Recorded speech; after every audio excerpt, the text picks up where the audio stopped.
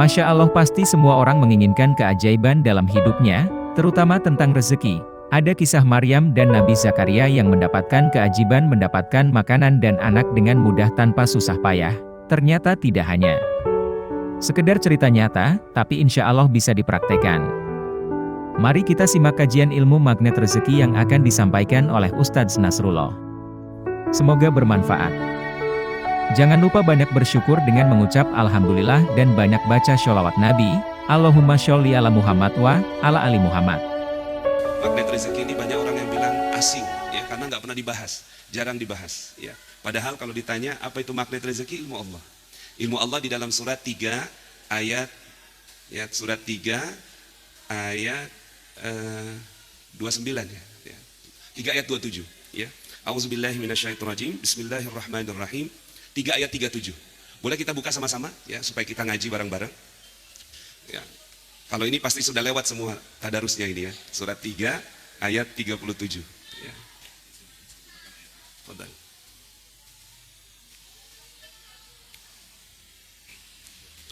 3 ayat 37.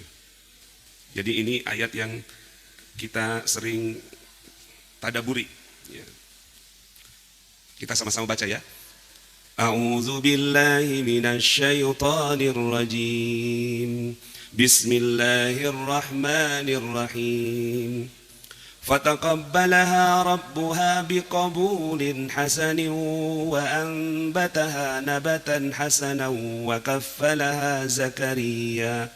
كلما دخل عليها زكريا المحراب وجد عندها رزقا قال يا مريم أنى لك هذا قالت هو من عند الله إن الله يرزق من يشاء بغير حساب صدق الله العظيم. Fataqabbalaha rabbuha biqabulin hasanin. Maka ketika ya dia Allah menerimanya dengan penerimaan yang baik, membesarkannya dengan pertumbuhan yang baik dan menyerahkan pemeliharaannya kepada Zakaria. Jadi Maryam ini ya disebut sebagai anak ajaib. Ya. Makanya yang di sini yang menerimanya langsung Allah. Fataqabbalaha rabbuha ya biqabulin hasanin, diterimanya sebagai anak ya anak ajaib. Ya. Makanya salah satu wanita paling mulia dalam Islam adalah Maryam. Kemudian ketika dipelihara, dibesarkan oleh Zakaria, Zakaria heran, ini anak kok ajaib sekali. Setiap datangi tempat mihrabnya selalu ada rezeki ya, di sampingnya, selalu ada makanan. Jadi Zakaria mau ngantar makanan, sudah ada makanannya. Mau dikasih belanjaan, sudah ada belanjaan. Mau dikasih rezeki, sudah ada. Kaget ini sih ya Zakaria. Heran Zakaria dan bertanya, "Ya Maryam, anna laki hadza?" Ini dapatnya dari mana? Qalat, "Huwa min indillah." Datangnya dari Allah. Ya, innallaha yarzuqu may yasha bighairi hisab. Kalau Allah mau kasih rezeki, datangnya secara ajaib.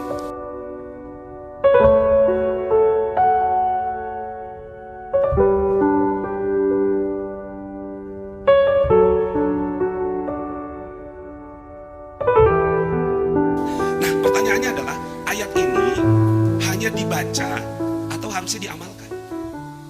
Kan selama ini kita berpikir bahwa cerita-cerita tentang keajaiban ini hanya menjadi inspirasi. Ya kan? Harusnya menurut saya lah, ayat-ayat yang seperti ini bisa diamalkan juga. Sama seperti buku resep.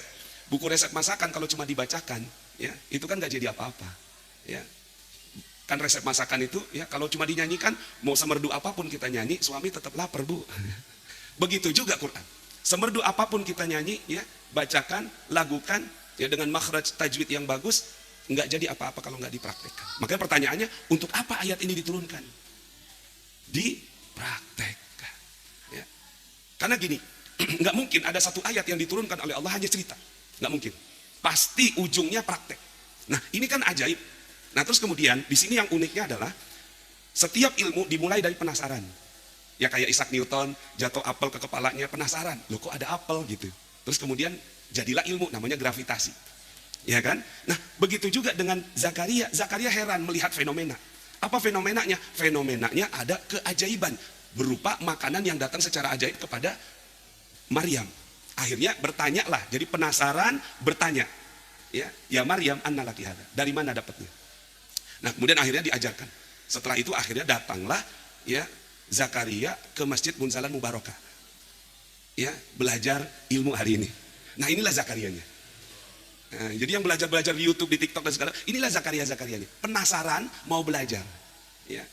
Asalkan mau belajar, maka insya Allah dapat ini ilmu. Ya. Saya Maryamnya. Jadi Maryamnya ya tidak lebih hebat daripada Zakaria. Jadi Bapak Ibu jauh lebih hebat daripada saya.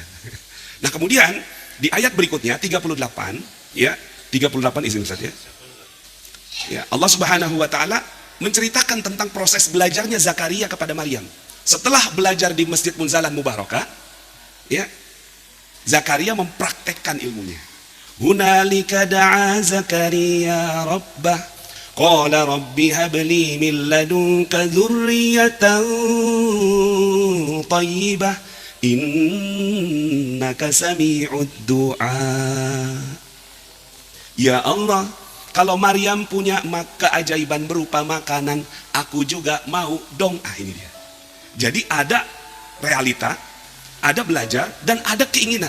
Makanya disebut murid uridu. Ada keinginan. Nah, Zakaria ada keinginan, aku juga mau dong. Mau apa? Mau keajaiban juga berupa anak. Karena makanan Zakaria bisa dia provide. Tapi anak bagi beliau ini keajaiban. Buat sebagian di antara kita dapat anak mungkin mudah, tapi bagi Zakaria lihat di ayat 40. Ya. Qala rabbi anna yakunu li ghulamun wa qad balaghani al-kibar wa imraati aqir. Ya. Ya Tuhanku, emang aku bisa dapat anak sedang aku sudah sangat tua, sedangkan istriku pun mandul. Jadi suami tua, istri mandul, ini kombinasi dahsyat. Istimewa. Di universitas mana belajar lelaki tua istri mandul punya anak? di luar batas logika. Nggak ada profesor yang mampu mengajarkannya. Uniknya Al-Quran 38 minta, 40 ragu-ragu. Harusnya ya kan harusnya ragu-ragu dulu, minta baru jadi. Harusnya kan. Ini prosesnya adalah minta jadi ragu-ragu. Artinya apa? Sebelum Zakaria ragu-ragu sudah dikabulkan oleh Allah Subhanahu wa taala. Ya kan? Ya mubasyiran, ya innallaha yubasyiruka bi Yahya. Allah menggembirakan kamu. Artinya apa? Ilmu yang dipelajari di Maryam berhasil. Yubasyiruka bi Yahya, musaddiqan bi kalimat. Untuk apa? Untuk menjadi bukti bahwa kamu belajarnya benar gitu. Musaddiqan bi kalimatin minallah wa sayyida wa hasura wa nabiyya minas shalihin. Nah, baru setelah itu ragu-ragu, kan unik, ya kan? Sebelum ragu-ragu aja Allah sudah jawab. Makanya kita kadang-kadang kalau doa ragu-ragu kan? Ya Allah, benar nggak ini ya Allah? Aku bisa pergi haji ya Allah. Belum, masih ragu-ragu, udah dijawab sama Allah Subhanahu wa taala, insya Allah pergi. Nah, pertanyaannya, untuk apa ayat ini diturunkan kepada kita? Hanya dibaca? Sayang, harusnya dipraktekkan.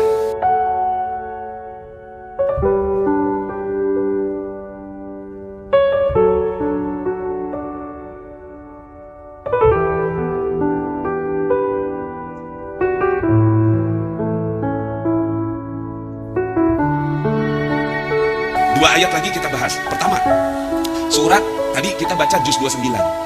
Ya, juz 29 ada tuh. Tapi sebelum saya kasih tahu ayatnya, saya mau tanya dulu, ini mohon maaf nih, ngaji uang di masjid boleh gak sih? Ngaji uang di masjid boleh gak sih? Boleh ya? Pada ragu-ragu kan? Boleh gak sih kita? Kan nggak pernah kita dengar nih khutbah Jumat. Ma'asyiral muslimin, sidang Jumat yang dirahmati Allah. Hari ini khatib akan berbicara tentang uang yang banyak. Nggak ada ya? Muzalah boleh? Baik, aman berarti ya. Karena memang ada dalam Al-Quran. Kamu mau uang yang banyak, kata Allah begitu. Aku kasih uang yang banyak.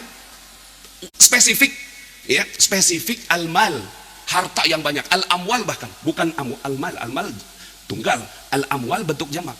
Dalam surat Nuh 71 ayat 12. Ya. Surat, ya, kita ngaji lagi Ustaz, boleh Ustaz ya? Masya Allah. Surat Nuh 71 ayat 12.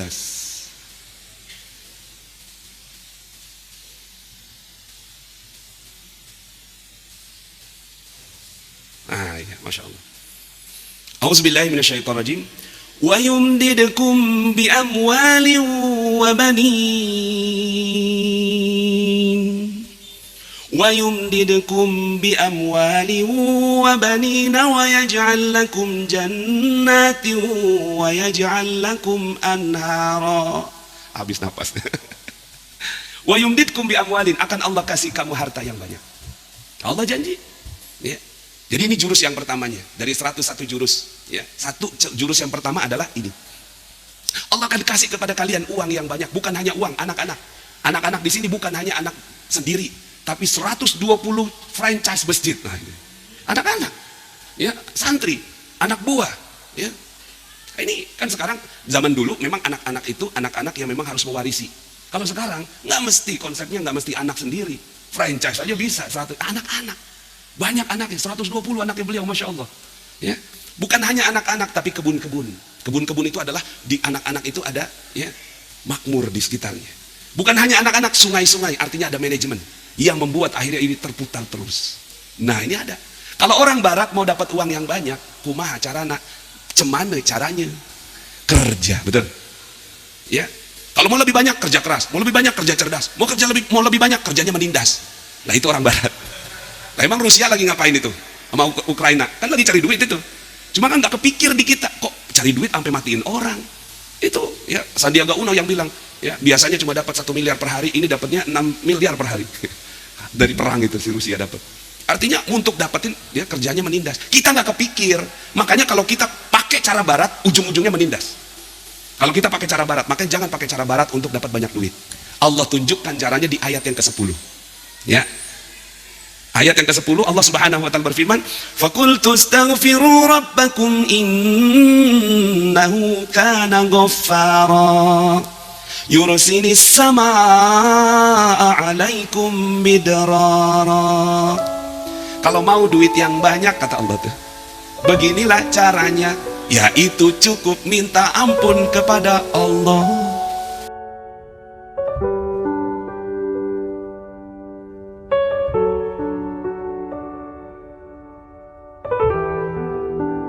Hanya minta ampun, nggak perlu kerja. Halo, jadi pulang dari sini jangan kerja lagi, oke? Ini yang lihat di YouTube, di TikTok, Instagram, jangan kerja lagi. Kenapa capek pak kerja pak? Betul nggak? Dan nggak ada juga ayatnya, bekerjalah kamu, aku kasih duit yang banyak. Nggak ada. Yang ada adalah taubatlah kamu, aku kasih uang yang banyak. Nah terus gimana prakteknya? Sederhana.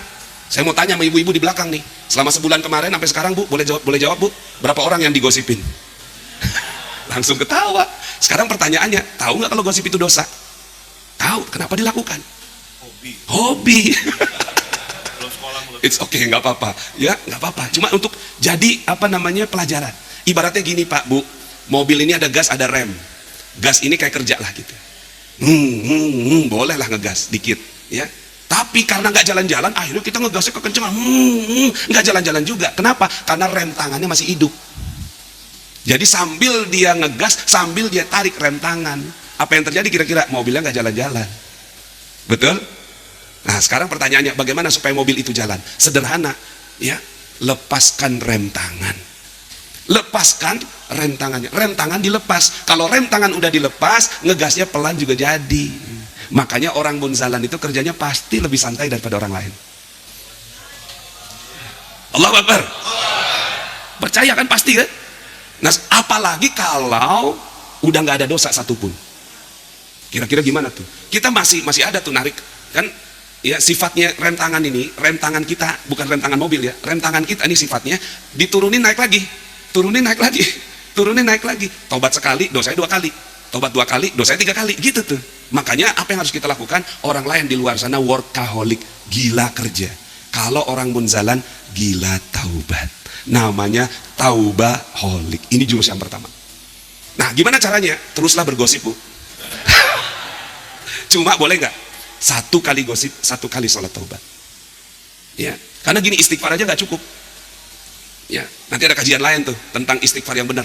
Ya, nah sekarang kita ambil dulu ini. 1 kali sholat taubat, 1 kali dosa, 1 kali sholat taubat. Pernah nggak kita melakukan itu? Misalnya ibu-ibu di sini, 3 bulan yang lalu, 4 bulan yang lalu kan ngomongin Leslar, Lesti dan Bilar. Ya, Mudah-mudahan Allah muliakan beliau.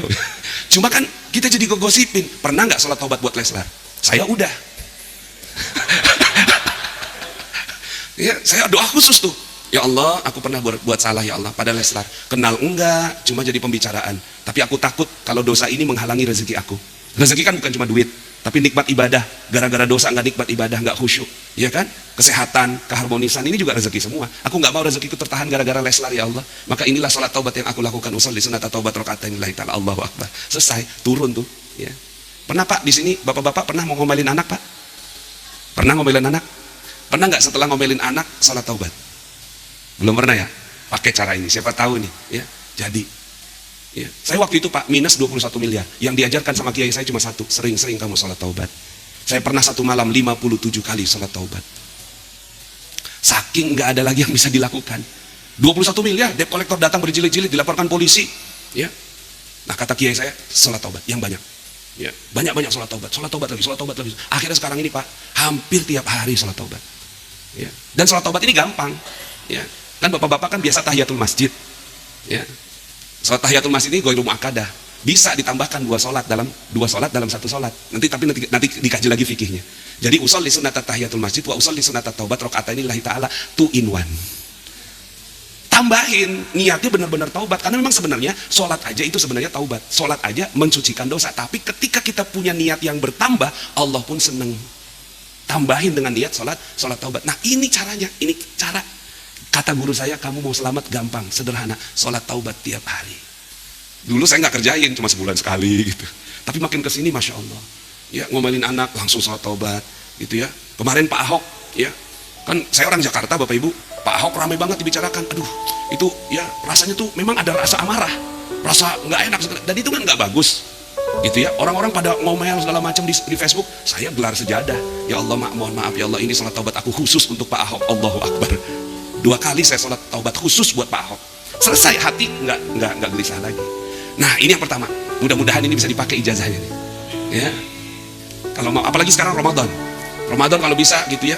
Dirinci siapa sih orang yang pernah kita zolimin, ada nggak sih orangnya secara khusus, coba gitu tambahin sholatnya gitu ya. Yang memang yang paling bagus sholatnya sholat taubat secara khusus. Ini kan muka-muka sholat duha, sholat tahajud semua, tambahin sholat taubat. Kalau itu ada, nanti Allah akan buka rezekinya. Setelah itu Bapak Ibu ngegasnya pelan aja jadi. Bapak Ibu nggak pernah tuh, saya yakin ngegasnya sampai kencang banget tuh, cuma pembalap yang ngegasnya sampai dalam, ya kan. Kalau udah jalan mah tuh ngegas pelan. Nah orang Islam itu kerjanya kayak orang Arab, bangun jam 10, buka toko jam 11, mau zuhur tutup pintu, ya habis zuhur baru buka pintu lagi, sebelum asar udah tutup pulang. Rezekinya lebih banyak daripada kita. Penghasilan Qatar itu 150 juta per bulan UMR-nya. Ya salah satunya mungkin ya ulama-ulama mereka yang telah mendidik ya jiwa mereka tuh sampai sekarang ini. Nah ini yang pertama. Terakhir yang kedua, ya karena saya waktunya mau langsung ke bandara. Yang kedua, ya kalau yang ini dalilnya sebenarnya ada dalam Al-Quran, tapi yang paling kuat sekali itu hadis, ya kuat hadis ya, dalil ini. Saya nggak janjikan Bapak Ibu pulang dari sini akan ketemu teko ajaib dari kerajaan Tarumanegara.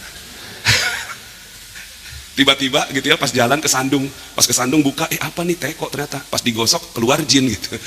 Baru pulang dari Masjid Munzalan ya. Aku janjikan 3 perkataan, ya aku akan kabulkan. Saya nggak janjikan itu Bapak Ibu, saya janjikan yang lebih hebat daripada itu. Allahu Akbar. Ya jin sama Aladin cuma 3 permintaannya. Ini permintaannya banyak, semua dikabulkan. Coba tangannya begini, ya tunjuk mulutnya, ulangi kata-kata saya.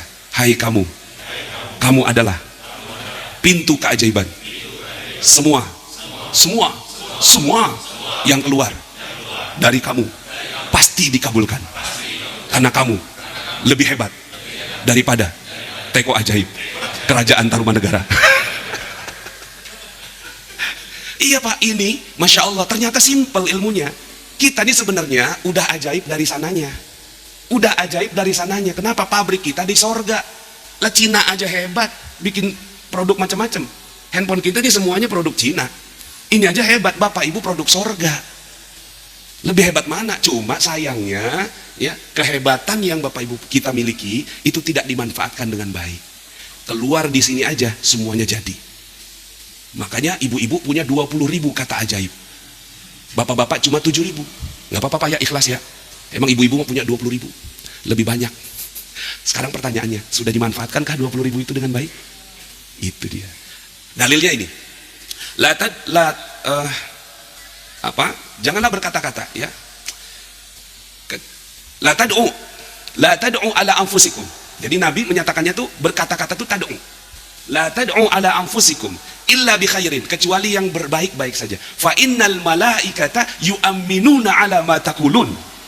Sesungguhnya malaikat mengaminkan semua yang kamu katakan. Maka katakan semua dikabulkan. Jadi kalau kita ngomong nih, aduh susah, kata malaikat amin gitu. Malaikat itu tugasnya cuma mengaminkan. Kamu mau apa? Sama kayak jin Aladin itu, your wish is my command gitu. Permintaanmu adalah perintah bagiku gitu. Sama malaikat begitu. Sebenarnya kita tiap hari membawa malaikat dan ada 20.000 stok kita untuk mengucapkan yang baik. Tapi yang kita ucapin susah ya. Apa kata malaikat? Amin.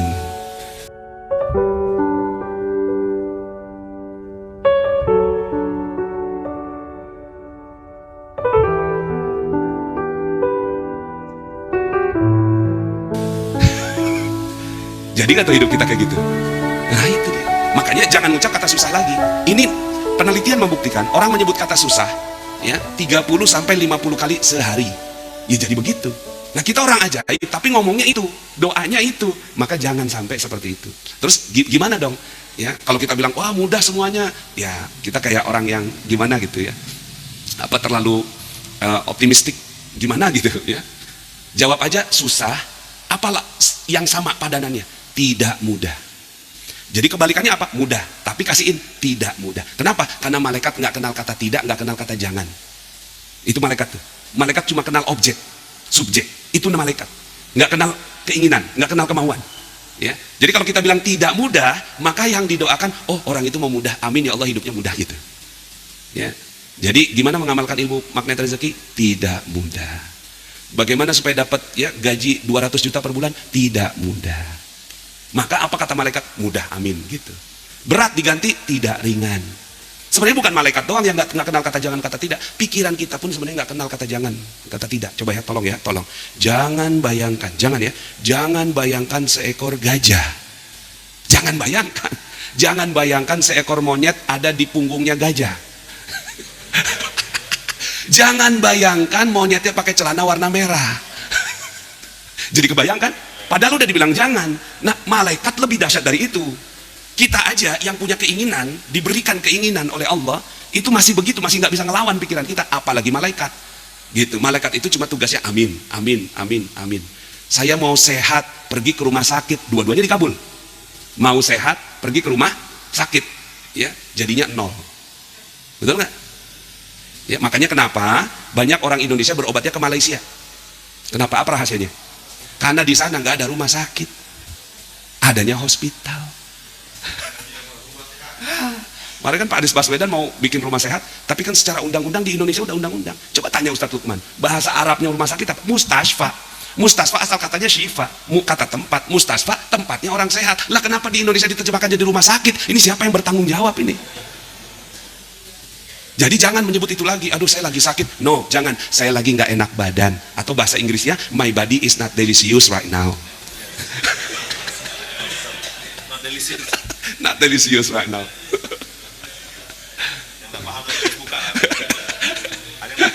Oh iya siap, roaming ya. Habis buka puasa dijelasin sama Ustadz Lukman. Ya. Nah jadi Bapak Ibu semuanya, ini jurus yang kedua, yaitu jaga kata.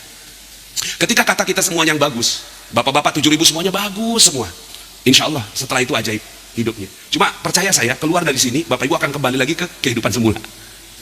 Coba kalau seandainya pulang dari sini ibu-ibu masih nyerocos saja, ngomongnya kayak kereta, berarti belum berhasil ilmunya, belum praktek, baru tahu.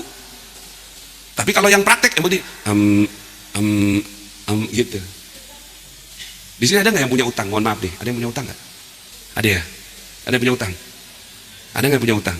Ada. Apa kata malaikat? Amin sampai mati kagak lunas. Terus apa dong? Nggak ada utang. Ada orang datang sama saya, Ustadz, hidup saya hancur. Loh ada loh. Orang yang dia ngedoain dirinya sendiri, hidup saya hancur Pak Ustadz. Kalau saya kan hidupnya udah keren. Wow keren, saya bilang gitu. Kok keren sih Ustadz? Iya kenapa? Saya banyak utang Ustadz. Wow dahsyat. Loh kok dahsyat sih Ustadz? Ya coba cerita. Berapa emang? 200 juta Ustaz. Besok orangnya datang Ustaz mau nagih saya. Kalau nggak ada duitnya, dia bawa polisi mau saya dipenjarakan. Ada 4 kata. Hancur, utang, polisi, penjara. Dan biasanya orang kalau lagi gelisah, ini diulang-ulang terus. Hancur, ulang, utang, polisi, penjara, hancur, utang, polisi, penjara, hancur, utang, polisi, penjara. Saya bilang begini, kamu mau nggak besok hidup kamu ajaib? Sebenarnya dia mau pinjam duit sama saya. Cuma daripada saya kasih duit, saya kasih ilmu. Daripada saya kasih duit, mending saya kasih ilmu. Besok hidup kamu langsung ajaib. Gimana caranya Ustaz? Sederhana, kamu tuh udah lunas. Belum Ustaz, pura-pura. Tapi jadi doa, udah lunas, lunas, lunas, lunas. Pokoknya di kepala ente yang pikiran cuma lunas, lunas. Di mulut lunas, lunas, lunas. Itu 200 juta apa? Itu kan utang, bukan utang, itu amanah. Loh sama aja, beda. Utang itu energinya low vibration. Amanah ini high vibration. Jadi kata-kata harus dipilih yang high. Coba sekarang sebut, utang, amanah. Mana lebih enak disebut? Itu dia. Jadi Bapak Ibu pilih vibrasi-vibrasi kata kita itu yang tinggi vibrationnya. Saya minta sama dia, ente zikir dah, lunas amana lunas amana lunas amana lunas, lunas amana lunas amana lunas amana lunas, lunas amana lunas amana lunas amana lunas. Saya minta 100 kali, gitu. Sebenarnya ya zikir mah kan harusnya kalimat yang baik ya, tapi itu kan kalimat thayyibah juga. Lunas amanah, tambahinlah pakai sholawat, tambahin pakai istighfar. Insya Allah besok kamu hidupnya ajaib, gitu ya. Apa iya Ustaz? Ya udah ente kerjain aja ya, kerjain aja pokoknya pakai sholawat 100 kali, istighfar 100 kali, lunas amanah 100 kali. Besoknya dia datang gembira banget, assalamualaikum Ustaz. Waalaikumsalam. Ya gimana, udah lunas? Belum. Kenapa ente gembira banget? Itu Ustaz, orangnya gak jadi bawa polisi. Itu dia, saya bilang langsung ajaib kan? Hah?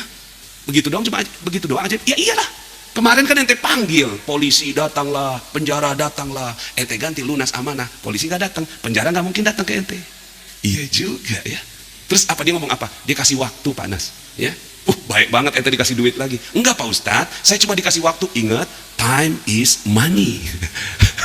Waktu adalah, dikasih waktu sama dengan dikasih uang. Iya juga ya. Tuh kan, orangnya lembut kan setelah itu. Iya. Udah ente terusin, saya bilang, ente terusin, amalin dah nih ya. Lunas amanah, kalau nggak perlu di sini gitu. Lunas amanah, saya punya lunas. Jadi ada nggak yang punya utang di sini? Ada yang punya utang? Coba saya lihat mukanya nih, ada yang punya utang? Ada yang punya utang? Ah, inilah ceramah yang paling cepat melunasi. Langsung lunas baru setengah. Sebelum berkedip mata, lunas semuanya. Hanya dengan mengubah kata, karena Bapak Ibu semua kita ajaib. La tad'u ala anfusikum illa bi khairin fa innal malaikata yu'minuna ala ma taqulun. Jangan berkata-kata kecuali yang baik saja, karena semua kalimat kita diaminkan oleh malaikat. Ya. Macet, ada nggak macet di Jakarta? Ustaz Lukman langsung jawab, nggak ada. Ya, ada nggak jalan macet di Jakarta? Kalau saya jawabnya gini, Bang, bagaimana jalanan di Jakarta? Penuh. Akhirnya saya doa, ya Allah penuhkan rezekiku, penuhkan kebahagiaanku. Kalau macetkan rezekiku, macetkan, ya itu dia. Jadi Bapak Ibu semuanya, inilah bekal. Mudah-mudahan ya 2 jurus ini, masih ada 99 lagi. Insya Allah mudah-mudahan bisa ya kita kajian lagi. Saya banyak berguru sebenarnya dari Ustadz Lukman. Ada beberapa ya Masya Allah sampai sekarang pun saya ya kayak paskasnya itu saya mencontek dari beliau. Kita bikin yang namanya MR Box. Ya boleh Ustadz ya dicontek ya Ustadz. Minta ijazahnya Ustadz. Waktu itu murid beliau ya Ustadz Randy Saputra ngisi di kajian kita. Ya terus kemudian ngasih gambaran tentang yang namanya memberi makan gitu. Langsung kita mengikut cara beliau. Cuma belumlah sehebat paskas. Ini sekitar 150 dapur lah kita sekarang udah punya MR Box itu ya, Masya Allah, Alhamdulillah. Jadi saya pun banyak belajar Bapak Ibu semuanya. Ini sekedar sharing aja, mudah-mudahan Allah Subhanahu Wa Ta'ala berikan berkahnya untuk kita semua.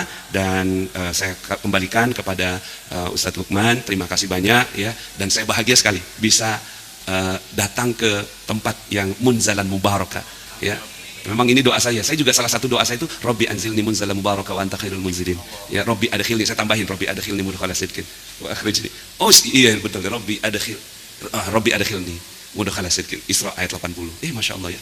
Jadi ini kaligrafi ini ada di ruang kerja saya, Robbi adkhilni ya. Nanti saya tambahin Robbi anzilni munzalan mubarakah. Terima kasih Bapak Ibu semuanya. Masya Allah. Alhamdulillah. Daging semua, alhamdulillah. Mudah-mudahan bermanfaat. Aku qouli hadza fa astaghfirullahalazim li wa lakum wallahul muwaffiq ila aqwamit thoriq. Tsumma assalamu alaikum warahmatullahi wabarakatuh.